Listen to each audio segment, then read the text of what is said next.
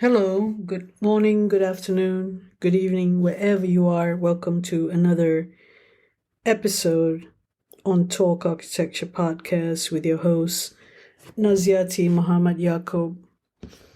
With reference to the recent couple of episodes that I had earlier, there is a post that one of my Facebook friend had posted, and I commented upon it, where I mentioned about the two cents of comments. One is to do with the architect's responsibility as a profession and educating your client. So the Facebook friend said, in the real world out there, client is above you and they will be insulted if you think you can educate them. I have experienced a few. Mostly actually know what they like and dislike, true to residential projects especially, and you, the architect, are mere tools to realize their dream.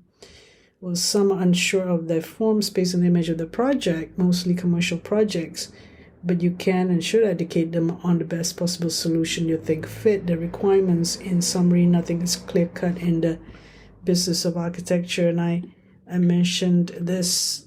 I replied to this comment, replying to my earlier comment on architects should educate their clients. So I guess educate means to actually give a valuable insight. And here I mentioned that I'm sure you experience a lot in practice, but based on understanding the nature of people, they would appreciate you giving some insights and bringing value to your services rather than just following what they ask without discussion and debate. After you said what you need to say, giving that valuable insights, of course, they will want to talk a lot and even scold you back. But that is because they appreciate that you gave them that valuable insight, although they react with emotions. Listening to them and being able to hear them out is that great service that you do, after which you will again be able to underline your thoughts later. And this is something that we know about human psychology, because that's the topic for today: psychology in dealing with clients or any human beings who are buying from you in architecture practice, regarding professional relationships where client is not having a personality disorder.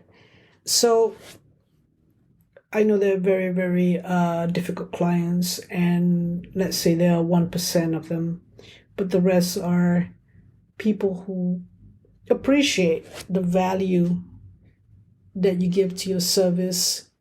I'll get right to it with the example. For example, when we talk about identity and we talk about certain characteristics of human scale and proportion in which you could have it in the project, and the client said this is something that is, they cannot appreciate it, but you would give a valuable insight where you would say that this would make it much more humane or much more feel a bit more cozier, and that is the attraction. If it's a commercial project, for example, like a retail shopping area or cafes, and then having this feature here would make it better in terms of the ventilation, and especially cross ventilation in a tropical country, and the ceilings being a bit higher would create that feel where if you have a lot of people coming into this space, it won't feel so hemmed in and stuff like that. You're giving valuable insights, and the client will appreciate it. How people react is anything. They could be just like you're trying to date someone, they are like hide and seek, or they would react it with, oh, I know that, as if you are saying something that is condescending or something like that, because they react to something. But that's part of dealing with people, and we just have to go in there and be brave and not think of what they say to be a personal attack, or it's not a personal thing when you deal with client. At the end of the day, professional relationships is just that. There's transactions. What do you call it in psychology? You call it transference, in terms of going back and forth. And what you do is, after giving you valuable insight, you just listen to them, listen to the client, and they will let out their feelings, express themselves in words. And there are all sorts of clients. Some are verbal, some are not so verbal. Some would react the next day, or react a week later, or what do you think? Do you think it makes sense? You would say to your client, and the client say, yeah, it makes sense. I think we could try that. And I guess this is the education that I'm talking about. That there is a learning, a collaboration between you and the client, rather than the client is above you. The client says whatever and you just have to follow. Is that what an architect should do? I mean, let's face it, we are developing interpersonal skills, we're developing ways and means how to make ourselves a much better person at selling and convert and trying to maintain our clients. So in any given situation, there's valuable insights that you're giving to them, and then they will react to it. And then you could underline some of the statements that they had said. Now, sometimes it may not seem fair, whatever that feedback that you get from the client, but don't take it personally. So that is my kind of 2 cents worth of discussion on this topic of educating the client. And it could be not confrontational. It could be something that is part and parcel of how you deal with the client, getting to have a situation where you can have a conversation, a dialogue with something about architecture. And if you are a person who want to better yourself, better in being a salesperson, better in being in the business side of thing, or selling your ideas, not necessarily that it is during the presentation stage. It could be part of the discussion, because nowadays we communicate a lot with all sorts of social media and platforms, and also chat platforms, and obviously I'm talking about the client who is making the decision, or is the one that is given the power to make the decision on behalf of the company. And it's a human relationship thing. Even though it is a professional relationship, it's still a human relationship. There are emotions, there are feelings that people need to express, so the client will express those emotions. I think the client paying you doesn't mean that you just be a draftsperson or just an illustrator, but what is it to be an architect? To be an architect is that you understood the design problem, and some of them need some decision making, and having the client to be involved in that decision making of the design problem and giving their own feelings about it is a good thing, because it's a going back and forth of feeding ideas and brainstorming, which end up with problem solving. So in any situation, in the morning, that's the day is new.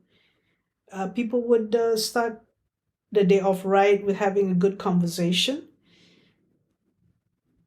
because the perception of thinking about the client is that you have to be perfect, and the expectation that you put upon yourself mean that you need to get a quick decision from the client. It's your perception of how to deal with the client. It could be that you could deal with the client in a much more relaxed manner and having a conversation, a dialogue about architecture. Because the client don't know about architecture. They would appreciate your comment about architecture. The sense of scale, proportion, or the sense of architecture that has some sort of Malaysian identity, for example, or even the topic of universal design. You would know, because you know through being a good designer, that the main circulation area should all be very seamless and not have change of levels. But if the decision is to have access more seamless, but getting into another level will be non-seamless, or that you can't get the levels to be as gradual as you could, and it will be not a good design in terms of accessibility. So the decision is to get to the entrance part is when you overcome that part and you get to that level where most of the circulation happen. Perhaps it's an institutional building or public building or office or shopping mall or retail space. And when you explain to the client about universal design, universal access, and it's not just a compliant thing to check and tick the boxes. When you talk about accessibility from your point of view and empathetically with people who have difficulties in access, then your client will think, oh, that makes sense. I want more people to come in. I want more of families, grandfathers, grandmothers using wheelchair to come to my facility or the shops, that the tenants that I'm going to have. So it makes sense to get them sorted out at the front, and then later it'll be just seamlessly traveling around so that they themselves can independently go from one shop to another. So when you are understanding about these sort of ideas, it makes sense in terms of when the client hear of your ideas, and the brainstorming that ensue would be the dialogue or the conversation that you carry on. You could problem solve the decision making that you need to do. So when we talk about the psychology in dealing with clients, who is buying from you, buying the value and insights from you in architectural practice. And these clients would appreciate very much that you give them these valuable insights, and hence that's the sort of education that I meant when I talk about educating the client. It's not so technical, you see. It's just something quite common. Spaces that are comfortable, beautiful, accessible. And if you educate yourself first, and then you can educate your client later, and that will be a good collaboration between you and your client. Thank you very much for listening.